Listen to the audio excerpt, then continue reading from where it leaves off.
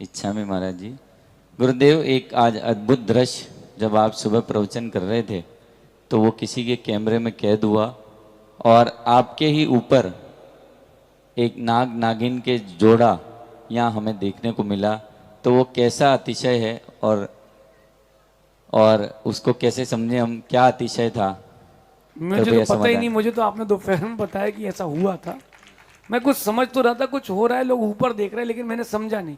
मुझे लगा कोई लाइट चालू है या कुछ कुछ हो गया होगा।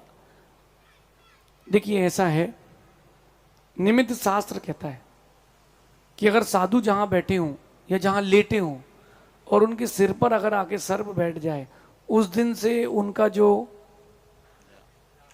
प्रभावना या ग्राफ है वो कभी रुकेगा नहीं। ऐसा मैंने निमित्त शास्त्र में पढ़ा है। मैंने कई आपको घटना बताता हूँ। आचार्य शांति सागर जी तपस्या कर रहे थे और एक सर्प आकर के उनके गले में लिपट गया और उनके ऊपर जैसे भगवान पारसनाथ का फण होता है ऐसा लगा के बैठ गया। निमित्त शास्त्रियों ने कहा कि ये अपनी शताब्दी के सबसे बड़े आचार्य होंगे। तो वो अपन को देखने को मिला। आचार्य विमल सागर जी, सम्मित शिखर जी जा रहे थे साइकिल से, ब्रह्मचारी अवस्था में, पंडित अवस्था में। वो जब जा रहे थे तो रास्ते में उनकी साइकिल पंचर हो गई। तो उन्होंने देखा कुछ है ही नहीं। जब वो थोड़ा आगे पीछे हुए तो उन्होंने देखा कि पीछे एक पंचर की दुकान है। वापस पंचर की दुकान पहुंचे। जब तक वो पंचर बना रहा था वो लेट गए, लेटे लेटे थक गए थे तो लेट गए।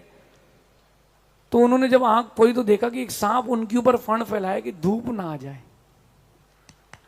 वो उठे, उन्होंने पंचर बनवाया, गाड़ी साइकिल आगे लेके बढ़े।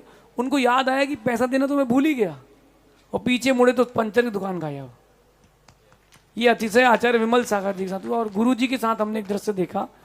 गुरु जी रात्रि में शयन कर लिया उन्होंने, और जब सुबह उठे, अब हम लोग तो बिहार कर गए, जो पाटा उठाने वाले बच्चे थे उन्होंने बताया कि इतना बड़ा सांप आपके पाटे के नीचे ही था और रात भर।